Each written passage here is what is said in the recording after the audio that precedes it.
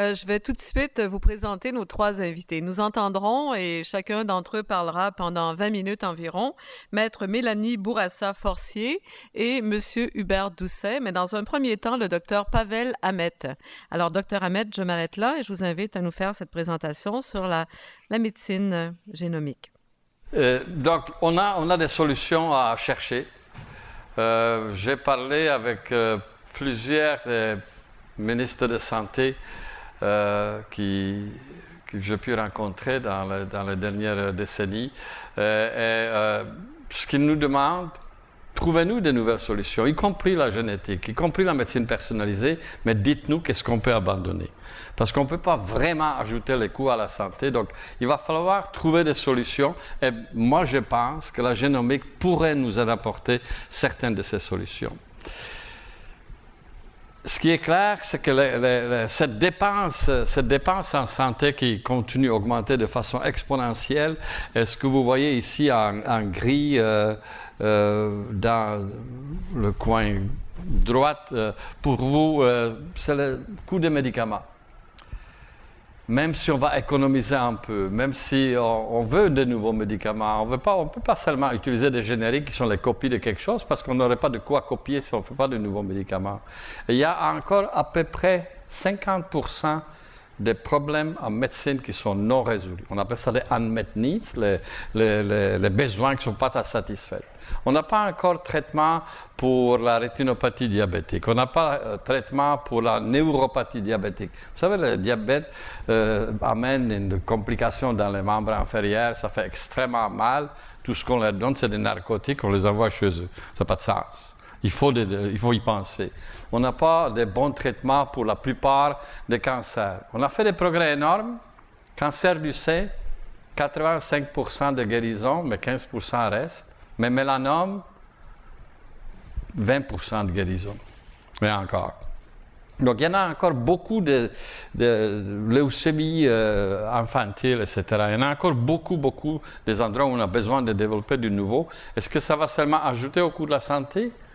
Est-ce qu'il y en a des dépenses en santé qui sont gaspillées?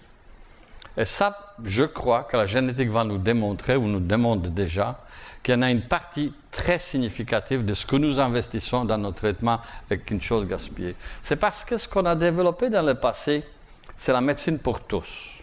On développe un médicament et on le teste sur 30 000 personnes. Si ça marche sur 30 000 personnes, on le donne à tout le monde. C'est la loi. Et c'est comme ça partout. Mais on ne s'occupe pas du fait que parmi ces 30 000 personnes, peut-être ça n'a pas marché chez tout le monde. Dans le moment, on fonctionne par la moyenne. La santé publique, la médecine fonctionne, si ça baisse la tension artérielle en moyenne, c'est un médicament pour l'hypertension de tout le monde. Et quand vous regardez des petits détails, ici les petits bonhommes jaunes et les petits bonhommes gris, vous voyez des maladies les plus fréquentes, qui est vraiment le 3/4 de notre budget, mais il y en a des gens chez qui ça ne marche pas. Et en moyenne, c'est 50%. Dans 50% des patients à qui je prescris un médicament, mon médicament ne va pas fonctionner. Heureusement, on va avoir un autre médicament qui va fonctionner chez la personne chez qui le premier médicament ne fonctionnait pas. Mais ce qu'on fait présentement dans la médecine, parce qu'on ne sait pas lequel médicament fonctionne, on ajoute le deuxième médicament, on ajoute le troisième médicament, etc.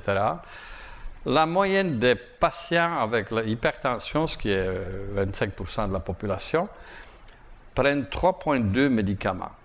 La moyenne des diabétiques prennent 4 médicaments. Parmi les 4, il y a peut-être 2 qui ne marchent pas. Je ne sais pas lesquels. Et je vais les donner pour les prochaines 40 ans. En moyenne, si c'est la moyenne qui ne fonctionne pas, je gaspille moitié de mon budget de médicaments. Et si c'est le numéro 1 de mon budget, bien, ça coûte cher. Donc, est-ce qu'on est capable d'avancer? Est-ce qu'on est capable de comprendre pourquoi ça ne marche pas? Ce n'est pas des mauvais médicaments, c'est parce qu'on n'est pas tous pareils. On a des enzymes différentes pour métaboliser les médicaments, pour les digérer, pour les rentrer dans la cellule, pour ce qu'ils fonctionnent. Eh bien, c'est ça la génétique qui détermine ça. En partie aussi notre environnement, mais pour une bonne partie, c'est la génétique. Est-ce qu'on peut avancer dans ce domaine-là? Est-ce qu'on peut dire que notre code génétique devrait être entre autres utilisé pour savoir comment nous devrons être traités et quelle sorte de prévention on devrait faire chez chacun. Tout ça, ça commençait par, je suis d'origine tchèque, un des compatriotes les plus célèbres, c'est M. Mendel. M. Mendel a découvert les lois génétiques en croisant des haricots dans la cour de son cloître. Et c'est les lois mendéliennes qui sont devenues extrêmement célèbres par la suite. Mais c'est des maladies monogéniques. Parce que cette découverte du début du siècle dernier, jusqu'aux années 50-60, c'était des maladies rares, à peu près 5% de toutes les maladies, qui sont causées par un gène qui produit un mauvais produit et que ça donne la maladie. Vous les connaissez, fibrose kystique, maladie Huntington, différentes maladies dégénératives musculaires, sont causées par un gène. C'est en général les maladies sévères et les maladies qui commencent relativement tôt dans la vie. Mais ce n'est pas la majeure partie des maladies. La majeure partie des maladies, comme hypertension, des problèmes de cholestérol, la plupart des cancers, sont causés par un grand nombre de gènes. Un grand nombre de gènes qui, tout seuls, ne donnent pas la maladie, ils la donnent en interaction avec l'environnement. Et c'est cette complexité d'interaction de nombreux gènes avec l'environnement que nous sommes en train de solutionner présentement. Tout ça, c'est basé sur le fait que nous sommes tous pareils, même si ça ne paraît pas nécessairement à premier coup de vue. Nous partageons 99,99 en fait de séquences de nos DNA. Parmi toutes nos séquences-là, la plupart sont les mêmes, mais il y en a qui sont différentes. Parmi les 3 milliards de composantes génétiques que nous avons, 3 milliards, 3 millions sont différents ou 5 millions sont différents et que ça compte. Et ces quelques millions, nous sommes présentement capables de les détecter. Avec une précision à 99,9999% de précision. La partie technologique est solutionnée. Mais comment c'est causal? Qu'est-ce que ça prend de plus? C'est là que nous sommes présentement, c'est ça le défi actuel. Techniquement, c'est simple. Ça, c'est ma chef technicienne. Ce qu'elle a dans sa main droite, c'est un chip, c'est une puce bioinformatique. Et cette puce-là a présentement 1 million de signaux génétiques. Ces signaux génétiques, c'est à prendre une micro-goutte de notre DNA qui est extrait, qui est déposé dessus, après différents processus chimiques. Et ce que ça donne, c'est ça, un tas de couleurs, 1 million d'informations par individu. Et c'est ce que nous avons présentement. Et électroniquement ou bioinformatiquement, nous transformons ce 1 million d'informations en 10 millions d'informations. Donc nous avons présentement dans notre labo, et partout au monde, dans ce genre de labo, nous avons 10 millions d'informations par individu. C'est déjà pas facile de digérer. Et comment vous liez ça avec le fait qu'est-ce que la personne mange, qu'est-ce qu'il fait comme exercice, qu'est-ce qu'il fait tous ces modificateurs dans sa vie. Et c'est cette complexité que nous abordons présentement. Ça prend certainement, à peu près présentement, ça nous prend 3 fois plus de temps d'analyse informatique que d'analyse biochimique. La partie biochimique, la cuisine biochimique, c'est en gros solutionné. La partie informatique est en train de se développer. Donc, il y a peu d'analyses qui sont vraiment séparées pour le gène environnement. En général, on pense que c'est un ou l'autre, mais non. Pour le corps, pour la cellule, on s'en fout si c'est un ou l'autre. C'est vraiment les deux ensemble. C'est la héritabilité ou épidémiologie qui manque, ou c'est simplement les limites de notre connaissance actuelle. Présentement, le criblage global de l'humain se fait critiquer, ça n'a rien donné. L'histoire familiale, c'est plus fort, mais l'histoire familiale, c'est nos gènes, ça. C'est ce que nous avons hérité de nos ancêtres. Donc, il y a certains facteurs de risque. On a dit modifiable, la tension artérielle, glycémie, cholestérol. Oui, c'est modifiable par la diète, mais pas chez tout le monde et pas à même degré. C'est vraiment l'enterjeu de ce qui est l'environnement, de ce qui est la génétique. J'ai appris beaucoup là-dessus il y a quelques années avec les études avec Daniel Godet et son équipe, et M. Bouchard, avec les généalogies qui sont construites de notre population ancestrale à Saguenay-Lac-Saint-Jean. Parce que les ancêtres ont voyagé le long de Saguenay, de Charlevoix, les premières 300 personnes, et ça s'est expandu à une population de 300 000 actuelle. La grande majorité sont computérisées avec les généalogies, avec les certificats de naissance et de mortalité à partir de 1608. C'est un patrimoine extraordinaire. C'est dans cette population que nous avons regardé l'hypertension. Je vais vous juste donner comme exemple. Première chose que vous regardez quand vous essayez de voir qu'est-ce qui est génétique, qu'est-ce qui est environnemental, c'est que vous regardez la héritabilité. C'est-à-dire vous regardez dans une famille où l'hypertension court comme une pathologie fréquente, et vous faites la comparaison entre les familles qui ont génétiquement hypertension et la population générale environnante. La population générale environnante, dans cette diapo-là, est en gris, et la population des Canadiens français que nous avons choisi pour présenter familiale de l'hypertension en rouge. Et vous voyez que l'hypertension en gris augmente dans la population, la prévalence d'hypertension augmente dans la population générale, et pour 60 ans, c'est 40% des gens sont hypertendus. Est-ce que c'est différent dans les familles qui ont le gène pour l'hypertension? Dans les familles où on dit que c'est familial. Mais ça, c'est la partie rouge. Et vous voyez, à l'âge de 60 ans, c'est à peine double.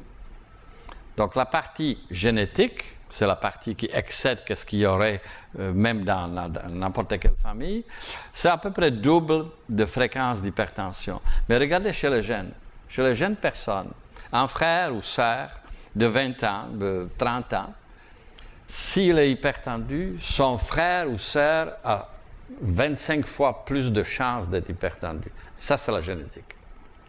D'autre chose que ce que ce diapo dit, c'est plus facile de regarder la génétique chez les gens plus jeunes, parce que même les maladies à une apparition tardive ont une prévalence chez les jeunes aussi, moins fréquent, mais là, c'est vraiment génétique. Chez les gens plus vieux, c'est un peu trop tard chercher la génétique parce que l'environnement les a influencés davantage. Et c'est cette balance-là que nous essayons de respecter et comprendre.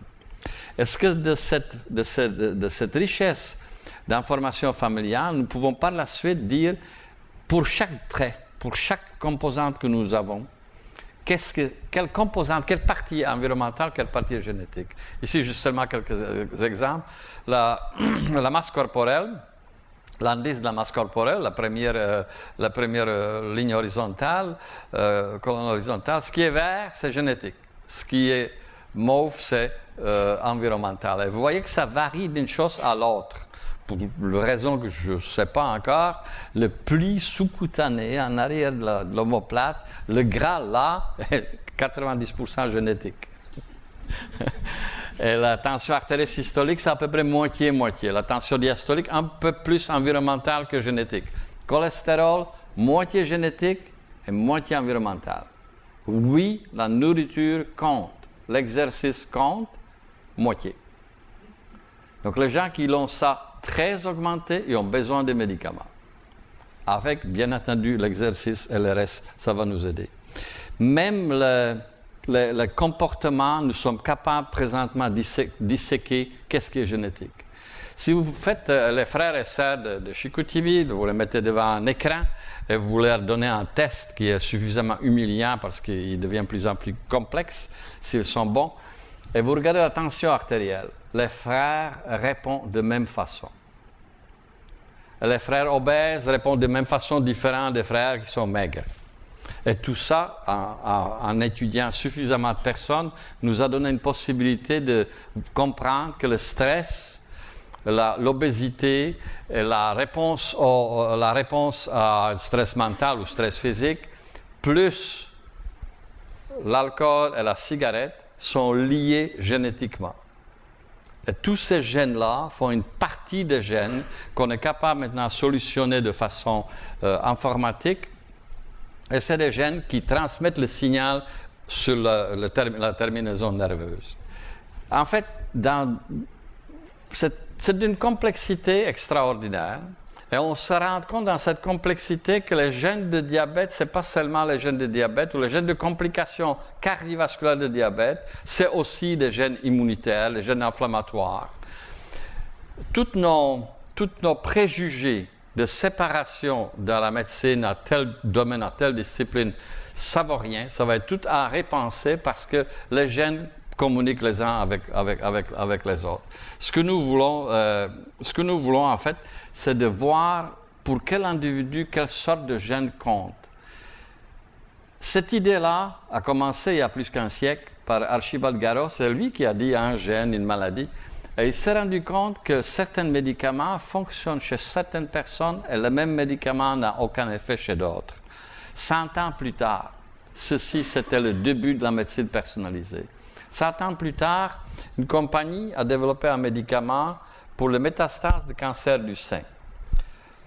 Le premier essai, un échec monumental. Médicament interdit. Les chercheurs ont réalisé que ça pourrait priver 30% des femmes qui avaient un bénéfice. Si on interdit le médicament, c'est un désastre. On cherchait pourquoi les 30% des femmes avaient un bénéfice et on trouvait que les femmes chez qui le médicament fonctionnait avaient un récepteur R2 sur leurs cellules de leur cancer. Depuis, ceci est un compagnon diagnostic. Vous testez le cancer et vous administrez le médicament seulement chez les femmes chez qui vous êtes sûr qu'ils puissent avoir un bénéfice. Dans ce temps-là, il y a à peu près 60%. Chez les autres femmes, ça causerait seulement les effets secondaires plus le coût. C'est ça le début de la médecine personnalisée. Ce que nous désirons, ce que nous voulons développer, c'est de changer le paradigme. Médecin, présentement, il fait un diabétique, il lui fait les tests au labo, et par la suite, il lui prescrit des médicaments selon les guidelines.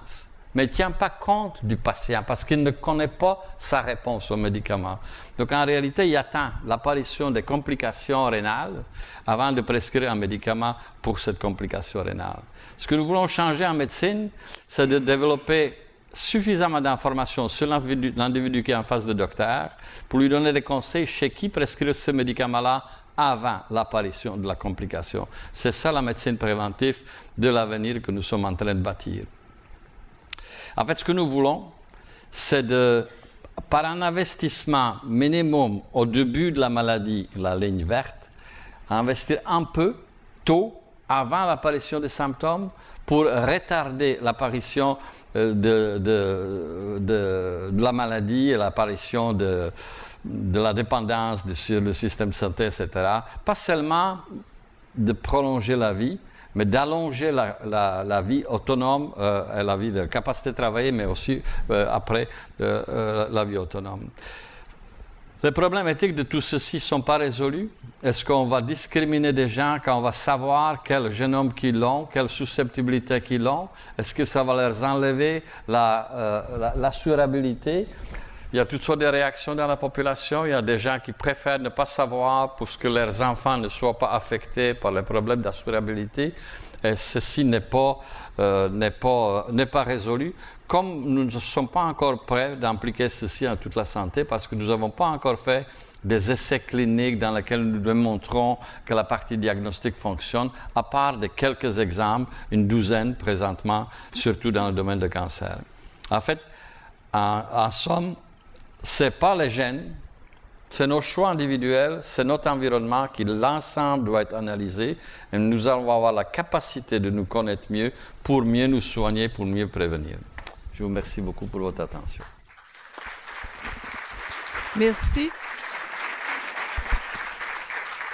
Alors, voilà, on va passer à la deuxième intervention, celle de Maître Mélanie Bourassa-Forcier, qui est professeure adjointe à la Faculté de droit de l'Université de Sherbrooke. Donc, vous avez mentionné, Dr. Ahmed, que les soins de santé personnalisés, en fait, on ne parle pas juste de génétique, puis on doit... Est-ce que ça fonctionne bien?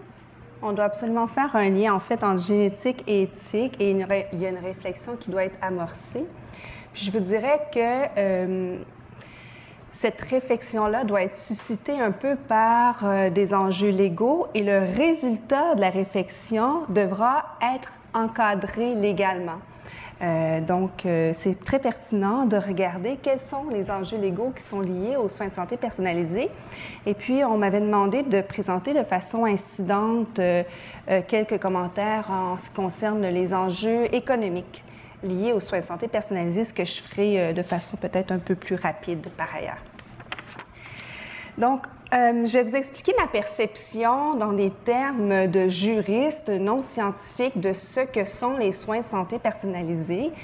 Vous l'avez mentionné, c'est en fait, le docteur Doucet va le mentionner aussi, lorsqu'on parle de soins de santé personnalisés, la terminologie est peut-être pas la bonne en fait, parce que de façon traditionnelle, les soins ont toujours été personnalisés. Donc peut-être qu'on devrait adopter une terminologie qui est différente pour parler peut-être plus d'une médecine stratifiée.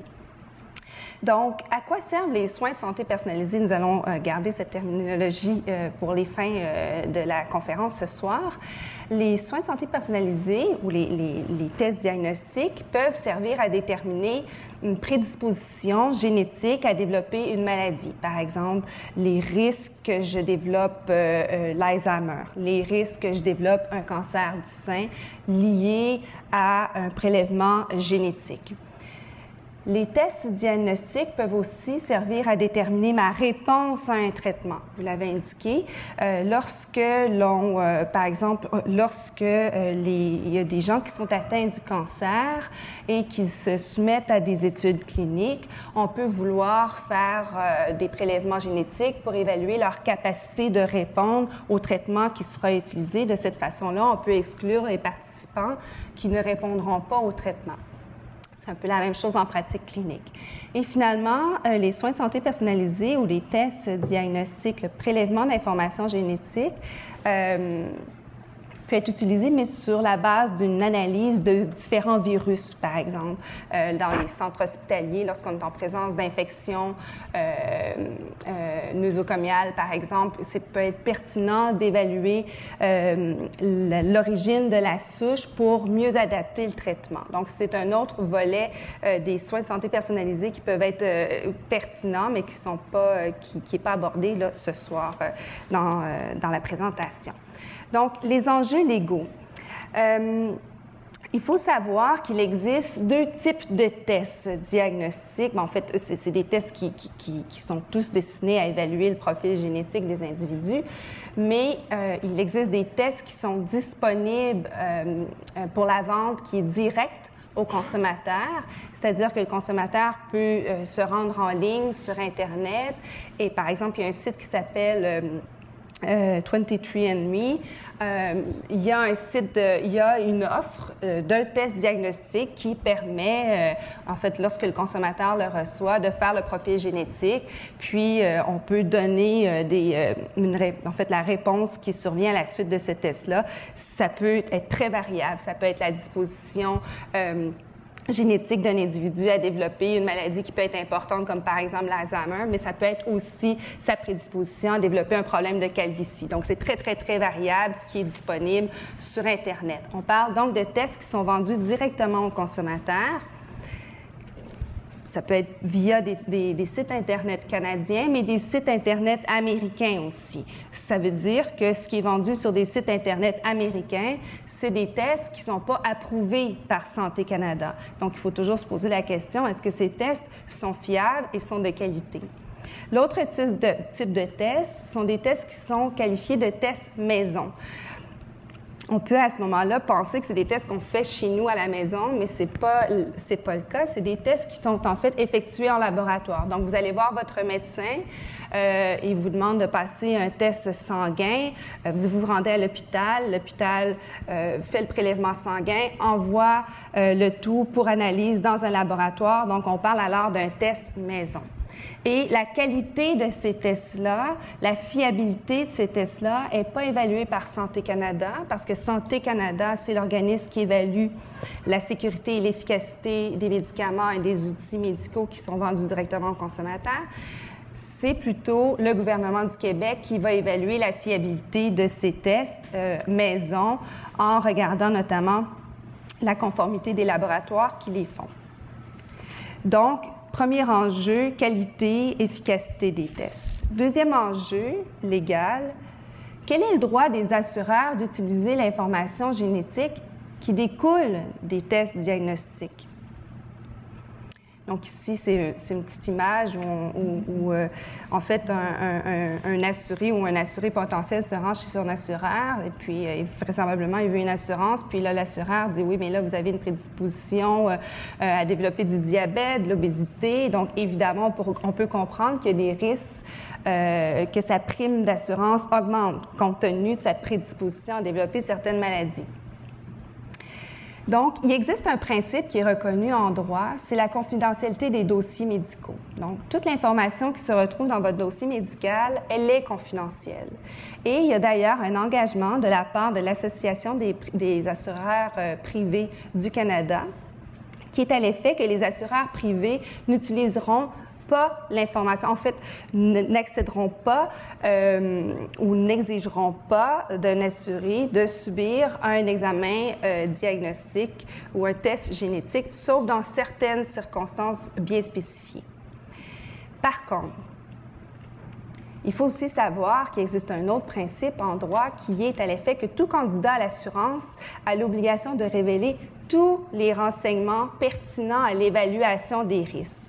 Qu'est-ce que ça veut dire? Ça veut dire que l'assureur ne peut pas aller voir votre dossier médical, mais si vous savez que vous avez une prédisposition à développer une maladie telle un cancer, bien là, vous devez normalement dévoiler ce fait à l'assureur si vous considérez que c'est un risque.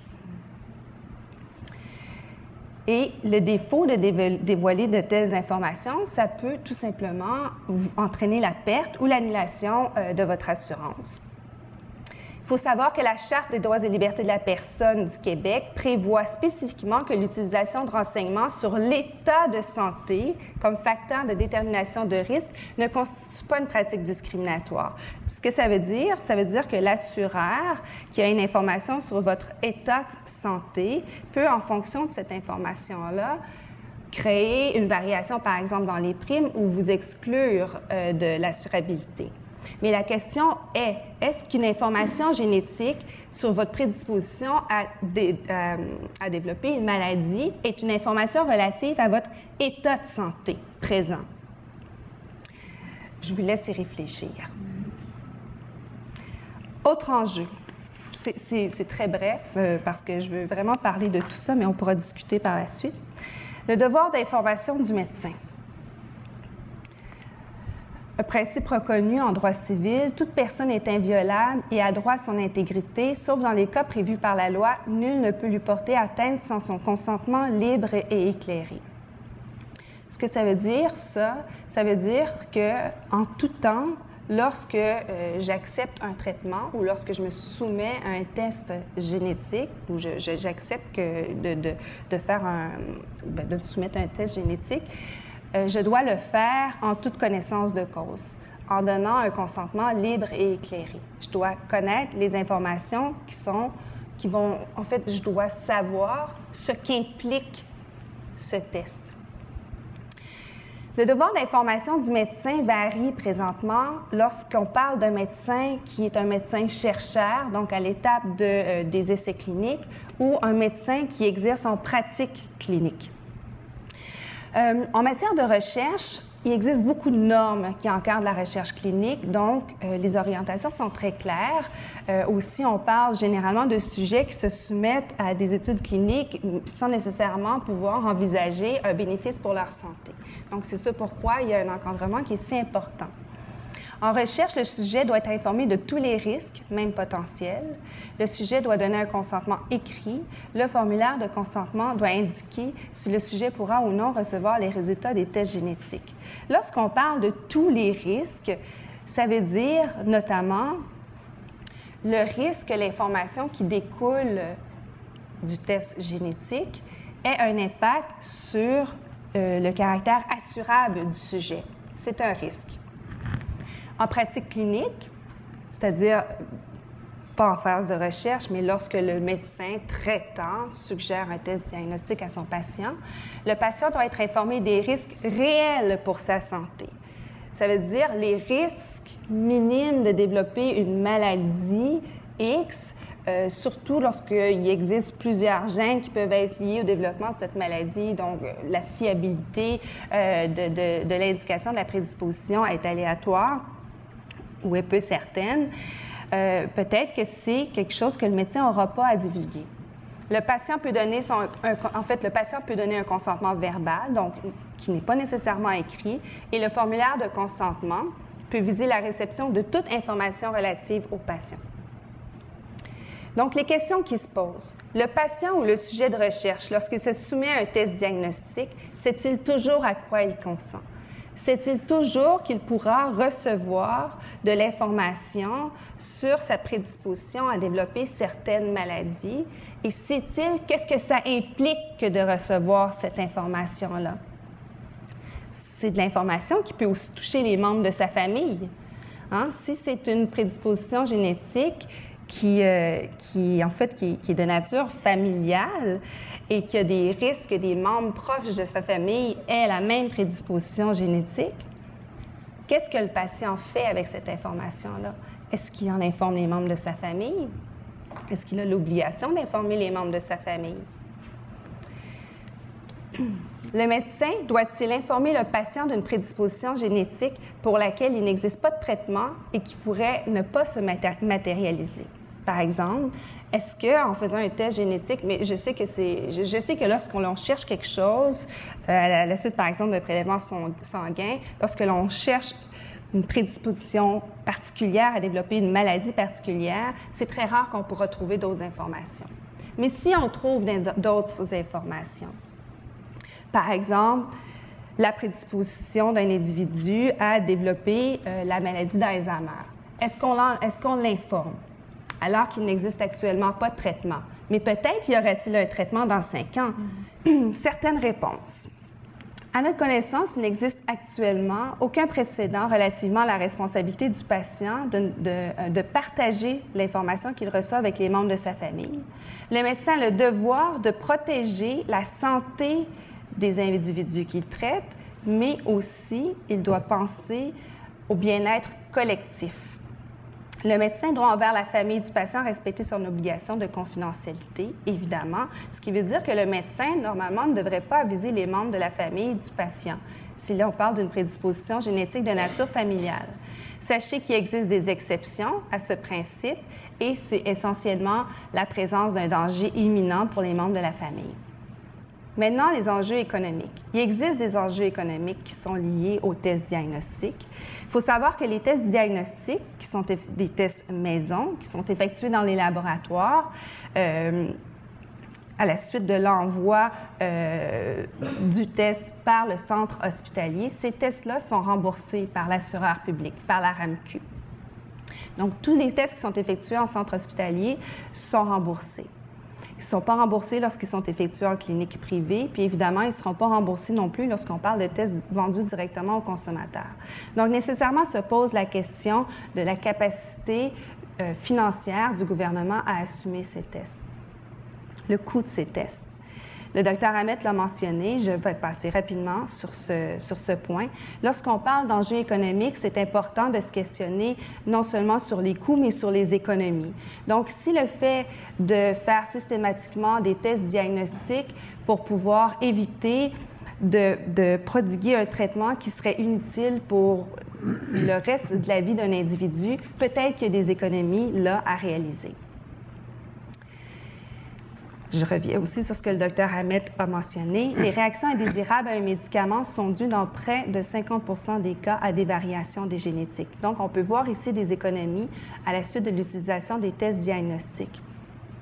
Je passe rapidement sur les bénéfices et les coûts. Il faut savoir qu'il y a des bénéfices et des coûts, évidemment, pour le système de santé. La problématique est que les bénéfices qui sont assez visibles pour le système de santé ne sont pas apparents pour les établissements et c'est les établissements qui assument le coût des tests diagnostiques parce que les établissements ne vont pas bénéficier du fait qu'il y aura moins d'individus, en fait, du fait qu'un individu ne va pas va pas avoir besoin de traitement additionnel parce qu'il aura fait un test génétique, parce que les établissements, il y a des listes d'attente, il y a toujours des gens qui sont là pour se faire traiter. Donc, les économies ne se font pas ressentir au sein des établissements. Il y a évidemment des bénéfices et des coûts pour les patients, des bénéfices qui sont évidents. Il y a des coûts aussi, des coûts liés à des consultations qui suivent, par exemple, l'identification d'une prédisposition génétique à développer le cancer. Il va s'en suivre des consultations, mais le patient, peut-être qu'en bout de ligne, ne développera jamais la maladie. Donc, il faut penser à ces coûts.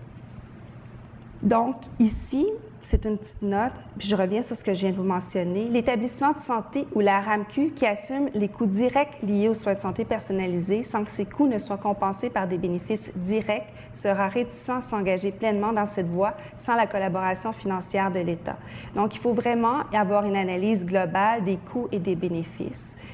Il faut qu'il y ait des redistributions budgétaires, nécessairement. Les solutions pour faciliter l'accès aux tests diagnostiques, des ententes avec les fournisseurs, la responsabilisation du patient, le suivi des bénéfices économiques, parce que présentement, on sait que certains tests sont très utiles, mais il y en a beaucoup qui sont présentement développés. La majorité, en fait, 50% des nouveaux médicaments seront commercialisés avec un test diagnostique. Donc, il faut s'assurer que ces tests-là sont fiables et sont bénéfiques au niveau économique. La formation continue des professionnels. Je lisais il y a quelque temps une étude où il était mentionné que plus de 75% des médecins n'ont pas eu de formation sur comment interpréter des résultats génétiques. L'encadrement législatif des droits des assureurs, et je vous laisse réfléchir quant aux autres solutions.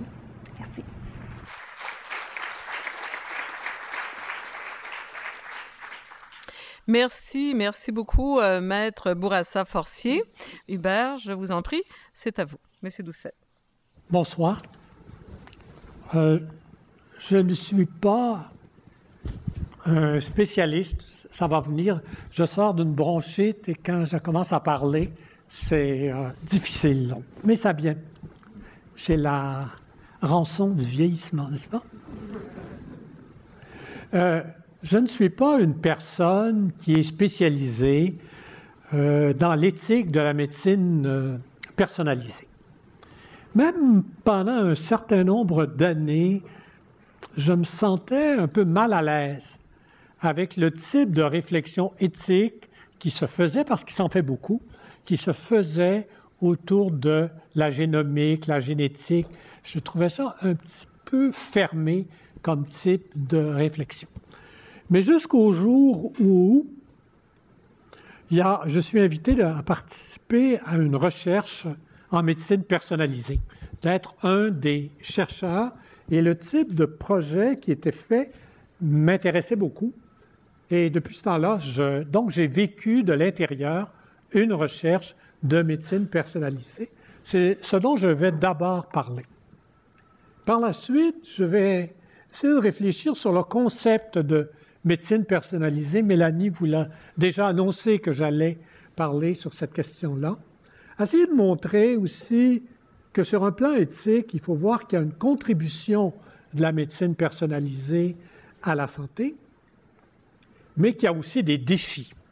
Et quels sont les défis qui se posent, mais surtout comment aborder ces défis-là dans la société. Donc, c'est les 4 points que je vais aborder.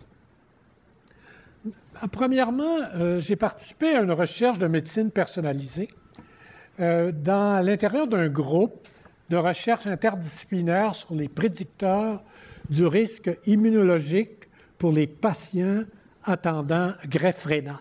On n'était pas directement dans le médicament, mais on était quand même dans le domaine de la génétique ici. On n'a jamais été capable de trouver un acronyme qui allait rendre plus court ce truc-là. Et comme on n'a plus d'argent parce qu'il n'y en avait plus au FRSQ, donc c'est tombé. Donc, et l'objectif de ce projet, c'était de déterminer, de trouver une méthode déterminant avec précision le risque immunologique global de rejet de chaque patient qui avait besoin d'une transplantation rénale. Et la question les chercheurs qui voulaient intégrer l'éthique à leur recherche disaient, nous, on a vraiment une préoccupation éthique, et ce n'est pas de restreindre l'accès de la transplantation aux meilleurs receveurs, donc parce qu'on pourrait croire que si on détermine avec précision le risque, on va choisir les meilleurs. Et non, notre objectif, c'est d'essayer de contourner le risque avec des gestes adaptés. Et c'est là que, disait-il, on a besoin de l'éthique pour nous aider à faire ce travail-là. Donc, il y avait des fondements éthiques au projet, donc viser un processus de sélection plus juste des receveurs. Donc, de quelle manière viser une sélection plus juste? À travers plus de science et moins de hasard. Et on développait une démarche centrée sur le patient, puisqu'il s'agissait d'adapter la thérapie immunosuppressive en fonction des aspects biologiques, cliniques et sociaux du patient. Donc, on n'est pas centré uniquement sur le médicament, mais on essaie de rejoindre, se préoccupe de toute la personne dans son contexte, et de manière à viser une meilleure utilisation de la ressource. Donc, les questions éthiques qui se posaient dans ce projet, c'est comment maximiser l'efficacité de la greffe avec l'équité dans l'accès. Est-ce que l'emploi de critères uniquement scientifiques ne conduirait pas à favoriser l'exclusion des patients et non pas l'inclusion?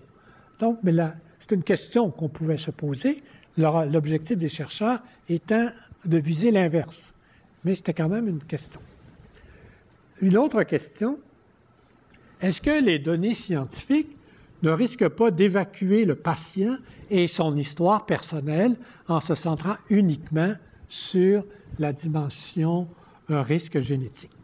Et quel est le juste équilibre entre l'utilisation de données objectives scientifiques et celle de données qualitatives? Parce qu'aujourd'hui, lorsque les néphrologues et les transplanteurs se réunissent pour décider est-ce qu'on va on va transplanter cette personne, de nombreuses discussions se font non pas simplement sur la dimension scientifique, mais sur la personne, qui elle est, quelle chance elle a, comment elle va réagir. Et beaucoup de néphrologues, transplanteurs, se posent des questions, d'ailleurs, autour de la médecine personnalisée telle qu'elle semble, vers laquelle on s'en va, en disant, est-ce qu'on n'exclura pas les données qualitatives? Et ce sont les transplanteurs eux-mêmes, les cliniciens, qui se posent ces questions. Et donc, question éthique, quelle est la place accordée au jugement clinique dans la médecine personnalisée et quelle place accordée à la relation médecin-patient dans cette nouvelle approche? Voilà les questions éthiques qu'on s'est posées dans notre recherche, en même temps qu'il y avait toutes les autres dimensions de la recherche qui se faisait. C'est un projet qui a duré quand même 5 ans. D'abord, j'en arrive au deuxième point. Est-ce que le concept de médecine personnalisée est une expression appropriée? Ce que fait la médecine depuis des millénaires, c'est la définition que donne le document de consultation que vous avez pour définir la médecine personnalisée. C'est proposer des interventions sur mesure en fonction des caractéristiques propres des patients. C'est ce que cherche la médecine depuis des siècles. Et vous remarquez aujourd'hui, justement, la bronchite que j'ai, qui est peut-être liée à d'autres problèmes que des bronches, les 2 médecins que j'ai vus, 2 spécialistes, tu essayes ça comme ça, puis tu l'essaies comme ça, tu vois les résultats, et c'est là que tu vas te donner toi-même la posologie adaptée des médicaments que l'on te donne. Alors, vous voyez, c'est de la médecine très personnalisée ici, et qui est de plus en plus personnalisée dans ce sens-là d'ailleurs. Et aussi, je crois qu'il y a des efforts considérables qui sont faits dans les soins de santé aujourd'hui et en médecine pour rejoindre la personne dans sa globalité. non pas le seul organe malade, mais le patient. Et le prendre soin, surtout dans le domaine des soins infirmiers, hein, on a développé toute une approche autour du prendre soin, le care, c'est certain, l'humanisation, etc. Ce sont toutes des préoccupations qui appartiennent à la médecine d'aujourd'hui et pas seulement à la médecine personnalisée, telle qu'on l'a définie. Et ces efforts qui sont faits sont, je crois, d'un autre niveau que ceux de la médecine personnalisée. Je reviens là-dessus ici. Le risque, me semble-t-il, non pas de la médecine personnalisée, encore ici, c'est le risque du concept. C'est d'entendre comme un cri de victoire, enfin, nous avons la médecine personnalisée. Cette espèce de formule choc, de dire c'est ça la médecine personnalisée, alors que tout l'effort qui est fait de personnaliser la médecine, qui risque d'être exclu de ce débat, parce que le mot médecine personnalisée va prendre tout l'avant-scène. Et le risque aussi, c'est le moyen nouveau nous laisse entendre que le moyen, parce que la médecine personnalisée telle qu'elle nous est présentée, et c'est un moyen en vue d'atteindre une fin. Et le risque, c'est que le moyen soit vu comme la fin. Et parce qu'il y a une tendance aussi depuis les débuts, surtout de la génomique, que je suis ça un peu, il y a une tendance qui n'est pas fausse de réduire la personne à ses gènes, même si les gènes occupent une place absolument importante, comme on le voit ce soir. Mais il n'y a pas que les gènes, il y a l'environnement. Bon. Et le concept favorise cette tendance à réduire la personne. Le concept de médecine personnalisée favorise cette tendance à réduire la personne à ses gènes. En résumé, sur le concept de médecine personnalisée, moi je crois que l'expression réduit la personne à sa biologie, à son individualité biologique. Et je crois que l'identité personnelle est beaucoup plus large et que l'histoire d'une personne ne se résume pas à sa biologie. Et un patient, ce n'est pas la somme de ses données scientifiques. Et lorsqu'un patient va voir un médecin, il est autant préoccupé de ses données scientifiques que de la dimension maladie qu'il peut vivre, quelles sont les implications pour sa vie, etc. Et c'est de ça qu'il très souvent voudrait parler d'ailleurs à son médecin, c'est de l'histoire qu'il est en train de vivre autour de sa maladie et qui va bien au-delà de ses données scientifiques. Donc, ma critique que je fais du concept, ce n'est pas, encore une fois, une critique de la démarche scientifique de la médecine personnalisée, c'est une critique du concept. C'est pour ça que j'ai tenu, dans un autre point, à dire non, il faut faire ressortir que la médecine personnalisée apporte quelque chose au travail qui est fait dans notre société pour améliorer la santé. Je ne voulais pas, je vais faire une critique aussi de cette démarche, je vais faire ressortir la contribution. Parce que les interventions médicales mieux ciblées ont pour effet de réduire les effets secondaires des médicaments, on nous l'a bien expliqué, et au fond, on peut faire un bon dosage sans passer par le système d'essais et d'erreurs qu'on nous a décrit.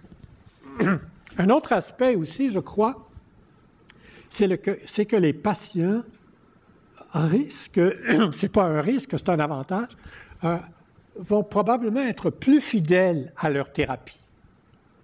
Parce qu'on va avoir détecté de manière précoce la maladie, ils vont avoir une vision globale de l'histoire qui est à venir, de leur maladie, des possibilités, etc. Donc, une vision globale de la maladie, du pronostic, des soins requis, et donc les patients seront, me semble-t-il, plus fidèles et plus responsables, en quelque sorte, à partir de cette médecine-là. Donc, plus grande responsabilité des patients.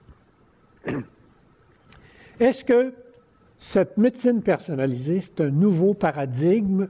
Est-ce que c'est une révolution? Je reviens à ma critique toujours du langage et de l'esprit derrière le langage aussi.